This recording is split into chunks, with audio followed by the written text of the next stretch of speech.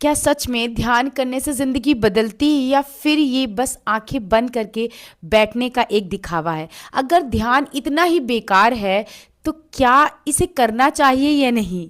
चलिए एक कहानी से समझते हैं। सदियों पहले की बात है। महादेव और माँ पार्वती के विवाह का समय आया। शिव जी की बारात हिमालय की ओर बढ़ रही थी। ये कोई साधारण बारात बिल्कुल भी नहीं थी। उस बारात में पूरा ब्रह्मांड शामिल था। देव, दानव, मनुष्य, गंधर्व, यक्ष, नाग, भूत, पिशाच, वानर, किन्नर, ऋषि और मुनि।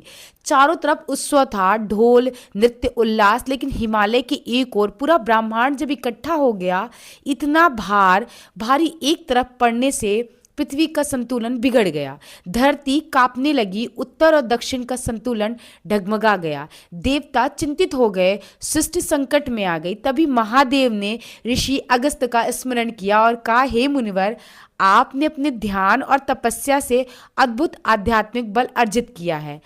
आप अभी जम्बूद्वीप के दक्षिण में जाकर विराजमान हो जाइए।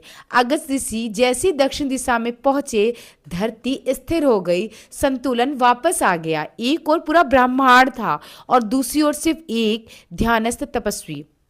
शिव पुराण कहता है कि ध्यान का आध्यात्मिक बल कभी कभी त्रिदेवों के बल के बराबर भी हो सकता है।